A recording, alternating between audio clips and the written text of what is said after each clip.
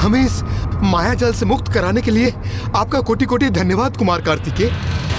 अब हम सभी पुनः सुरक्षित हैं, तो हमें आगे बढ़ना चाहिए जिससे हम उस वस्तु तक पहुंच सकें।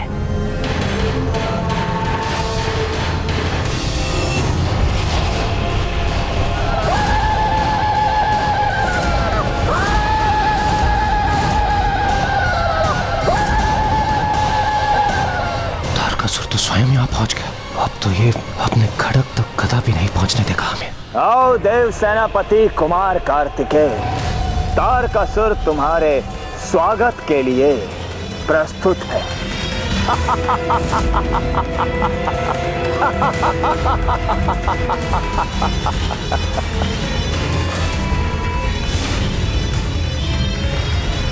तो तारकासुर भी भवन पहुंचकर कुमार कार्तिकेय के सम्मुख था। तो अब तारकासुर और कुमार कार्तिकेय के मध्य युद्ध छिड़ गया। नहीं नहीं, तो फिर क्या हुआ ब्राह्मण देवता? एक क्रीड़ा का आरंभ हुआ। तारकासुर और कुमार कार्तिकेय के मध्य उनकी सफलता और विफलता के दूसरे अध्याय की क्रीड़ा। और ये एक ऐसी अनोखी क्रीड़ा थी जो अब देवताओं के साथ साथ तारकासुर का भाग्य भी नियत करने वाली थी। तो हम एक दूसरे के सम्मुख आ ही गए। महान महादेव पुत्र देव सेनापति कुमार कार्तिकेय यहाँ मेरे मायावी भवन में मेरे समक्ष। हाँ तारकासुर, यही तुम्हारे आतंक के अंत का संकेत है। तुम अपने ही कपट जाल में उलझ चुके हो। एक महादेव का पुत्र ही मेरा वध कर सके, यही वरदान मांगा था ना तुमने ब्रह्मदेव से। तो लो, महादेव पुत्र कुमार कार्तिकेय तुम्हारे भवन में, तुम्हारे समक्ष तुम्हारा काल बनकर स्थित है।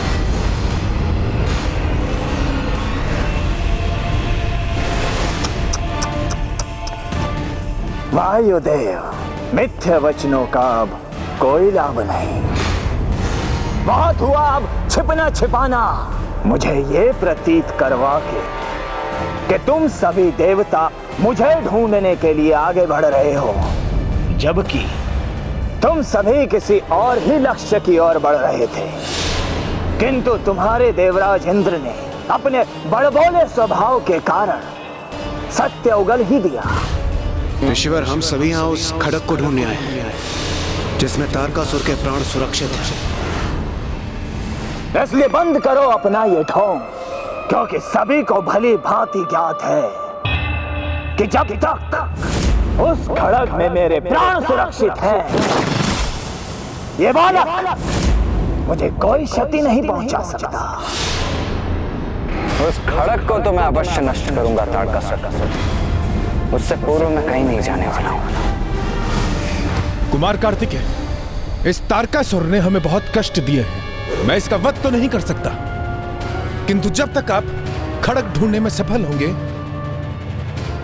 मैं इसे दंडित करूंगा। हाँ देव सेनापति, वायुदेव उचित कह रहे हैं। इस दुष्ट को तो हम प्रताड़ित करेंगे।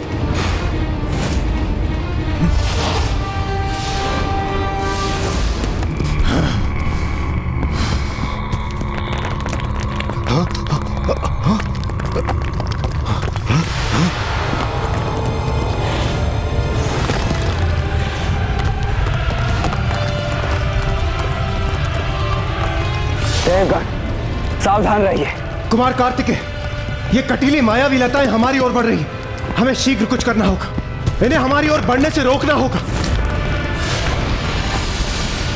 कष्ट तो मैं तुम्हें दूंगा, तुम्हें तुच्छ देवताओं।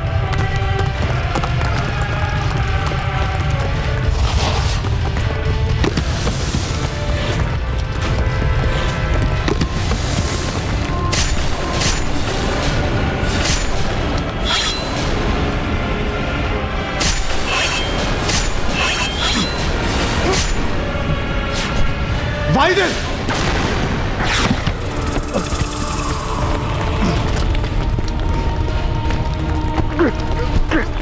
कुमार कार्तिकेय, इन मायावी लताओं ने हमें पूरी तरह से जकड़ लिया है।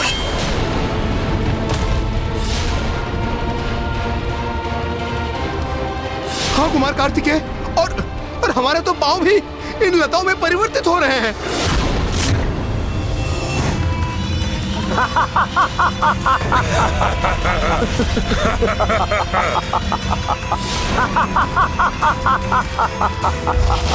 आनंद आ रहा है मुझे, आनंद।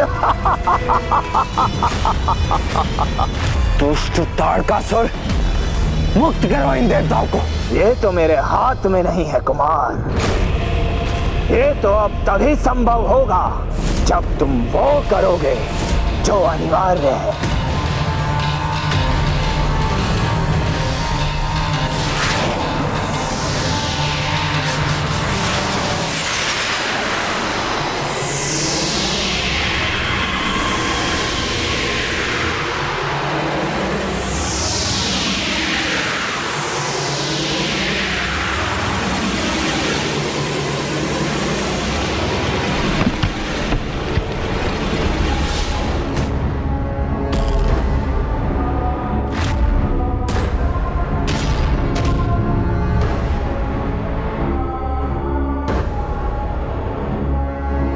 ये सब क्या है?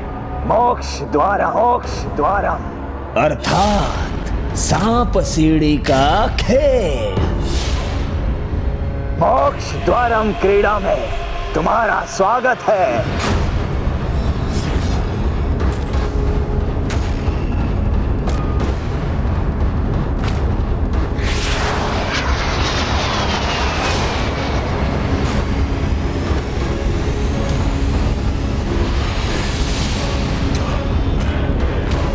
खड़ग चाहिए ना तुम्हें, तो वो वहां तुम्हारे समक्ष है, ऊपर 100 अंक वाले वर्ग पर।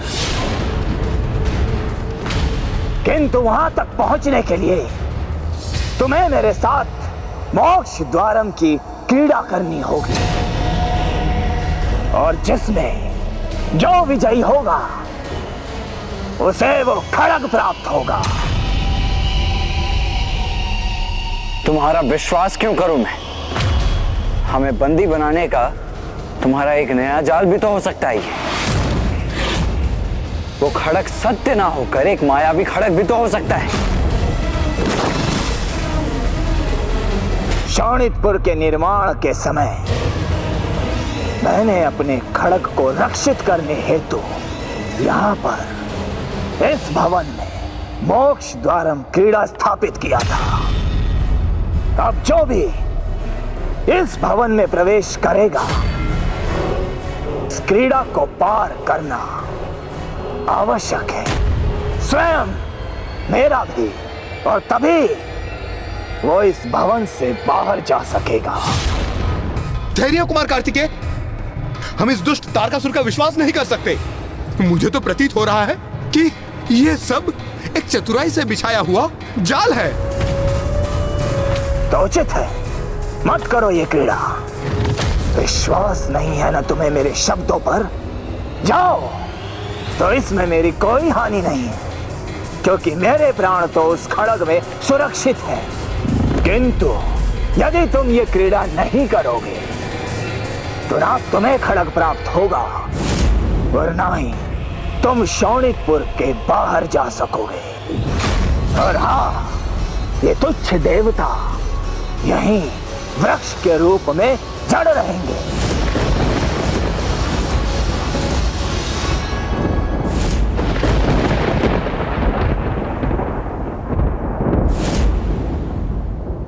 उचित है, मैं तुम्हारी चुनौती स्वीकार करता हूं।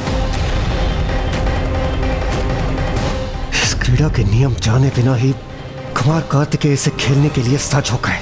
संभव है ये उचित प्रकार से खेलकर हम देवताओं को इस संकट से निकाल सकें, अन्यथा हम घोर संकट में फंस जाएंगे। बहुत उत्तम निर्णय लिया है तुमने, और इस क्रीड़ा को और रोचक बनाने हेतु मैं इस पर दांव बढ़ा रहा हूं। तुम्हारी पराजय के उपरांत देवता स्वर्ग में कभी प्रवेश नहीं करेंगे। मेरी पराजय के उपरांत नहीं ताड़कासुर, यदि मैं पराजित हुआ तो, किंतु इसकी कोई संभावना नहीं है। किसकी जय होगी और किसकी पराजय, ये तो शीघ्र ही ज्ञात हो जाएगा।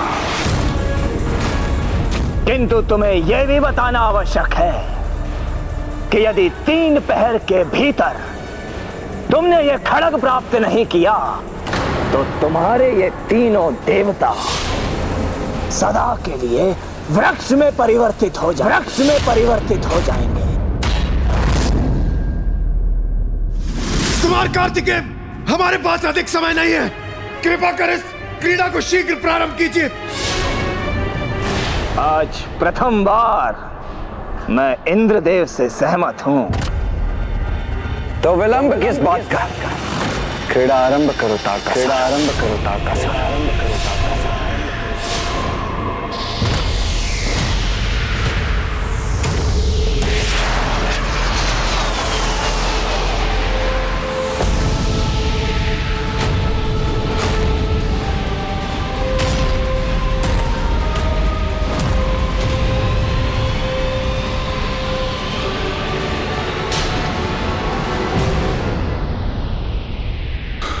महाराज, कदाचित आप ये क्रीड़ा कर बहुत बड़ी विपत्ति को आमंत्रण दे रहे हैं। कुमार कार्तिकेय बहुत बुद्धिमान है।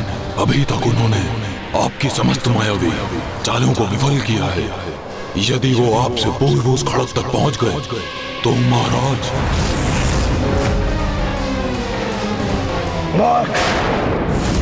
शोणितपुर मेरा है, पासे भी मेरे हैं, खड़ग भी मेरा है, अर्थात विजयी तो मैं ही हो चुका हूं। बस उसकी घोषणा शेष है। तो फिर महाराज, ये क्रीड़ा क्यों कर रहे हैं आप? इस क्रीड़ा से इस कुमार को छकाने का आनंद लेना है मुझे, समझे?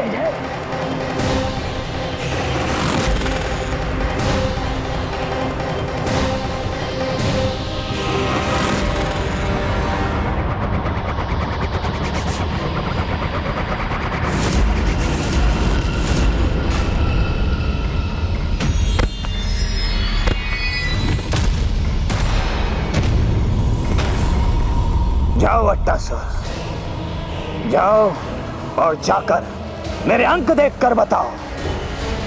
जी महाराज।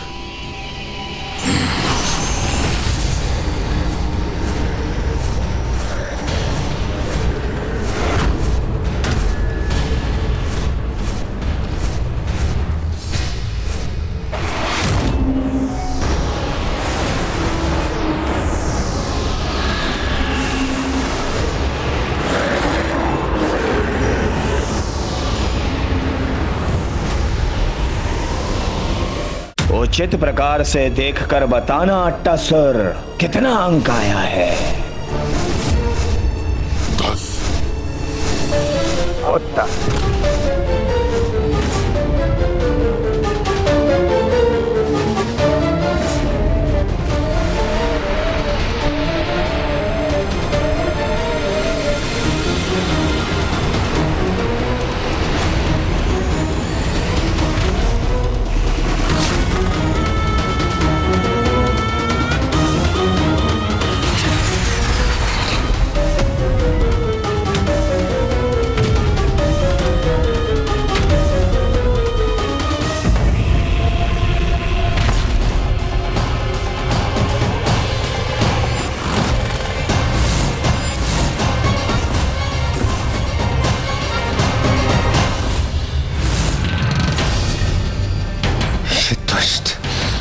ही चाल में इतना आगे बढ़ गया।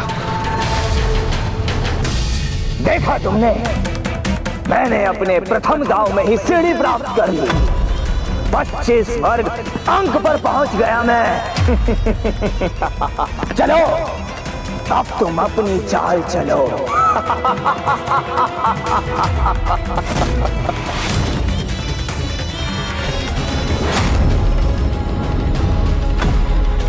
कुमार कार्तिकेय, आपने अनेक बार हमारे प्राणों की रक्षा की है। अब बस कुशलता से इस क्रीड़ा को करके पुनः हमारे प्राणों की रक्षा कीजिए।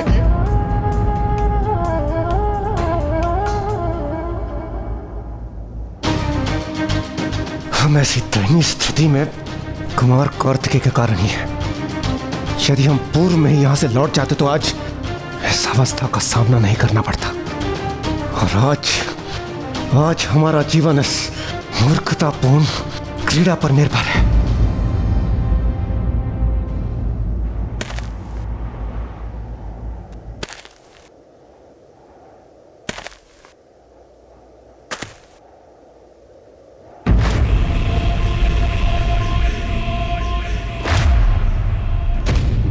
तारकासुर ने मोक्ष द्वारम की क्रीड़ा को अपने कपट से अपने अनुरूप ढाल लिया है और वो इस क्रीड़ा में ऊपर बढ़ने के लिए उचित अंक पाना भी सुनिश्चित कर लेगा। कपट व्यक्ति को सफलता के एक चरण तक ही ले जा सकता है। आरंभ में अवश्य प्रतीत होता है कि कपटी व्यक्ति जीवन रूपी क्रीड़ा में अपने छल से बहुत आगे बढ़ रहा है, प्रचुर मात्रा में धन संपत्ति प्राप्त कर रहा है, किंतु जब उसका छल पकड़ा जाता है, उसके पापों का परिणाम उसके समक्ष आता है, उसकी बहुत दुर्दशा होती और फिर उसे शून्य पर ही खड़ा पाया जाता है।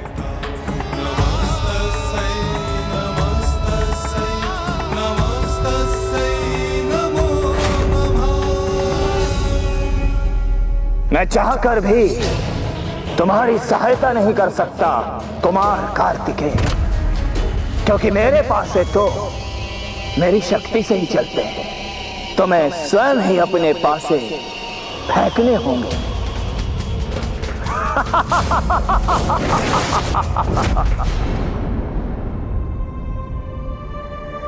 मां, ये मेरी सबसे बड़ी परीक्षा है, इसीलिए कृपा कर इसमें मेरे साथ रहिए और मेरा मार्गदर्शन कीजिए।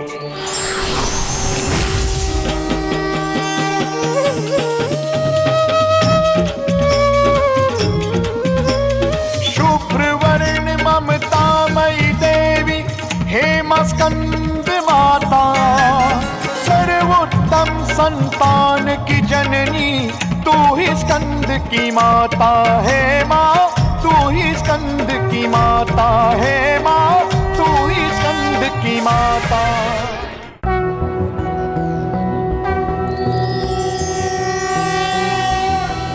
उद्ददभान् सहस्रकान्तिं ऋणक्षौमां शिरोमालिकां रक्तालिप्तपयोधरां जपपटिं विद्यां भीतिं वरं हस्ताक्षर्धतिं त्रिनेत्रविलसद्वक्त्रारविन्दश्रियं देवीं बद्धिमांशुं रत्नमुकुटां वन्दे समन्विस्मिताम्। ये कुमार कार्तिकेय मेरे पासों को कैसे नियंत्रित कर रहा है? कैसी शक्ति है इसकी जो मुझे दिखाई भी नहीं दे रही है और जो इसे शक्तिशाली बना रही है। ए बालक, मेरे पासों को प्रभावित करने हेतु ये कौन सी मायावी शक्ति का प्रयोग कर रहे हो तुम?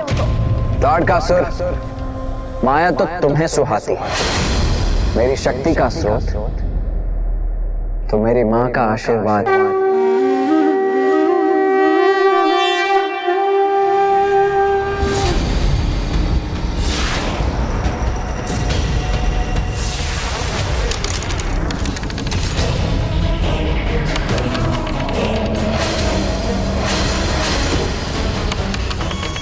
देखो तो कुमार कार्तिकेय का भाग्य उनके साथ है या नहीं, क्योंकि अब तो हमारा भाग्य भी उन्हीं के भाग्य पर निर्भर है।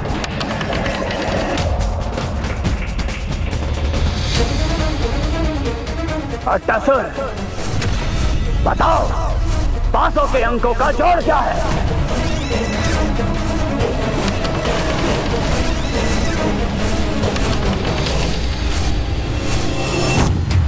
स्कंद माता ने स्वयं कुमार कार्तिकेय के लिए पासे फेंके, अर्थात अवश्य ही वो तारकासुर से कहीं आगे पहुंचे होंगे और उनकी विजय सुनिश्चित हो गई होगी ना? नहीं, मोक्ष द्वारम की क्रीड़ा इतनी भी सरल नहीं थी, क्योंकि वो क्रीड़ा किस क्षण किसी पड़ाव पर पहुंचकर क्या परिणाम देगी, इसका अनुमान लगा पाना अत्यंत जटिल था।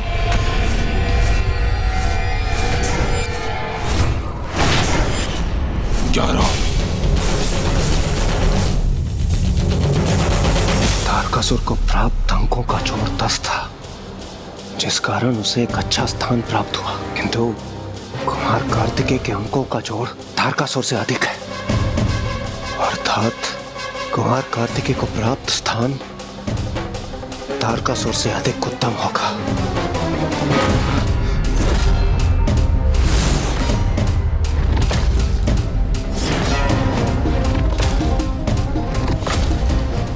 यहाँ तो सर्प चित्रित है।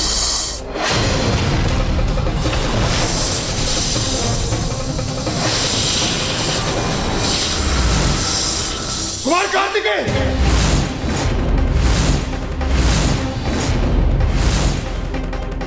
ये सर्प तो कुमार कार्तिकेय को निगल गया।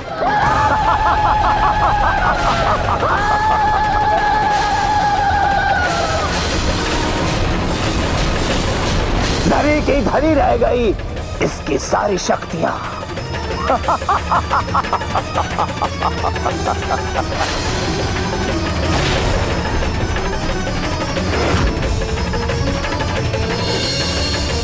अब कुमार नहीं लौटेंगे।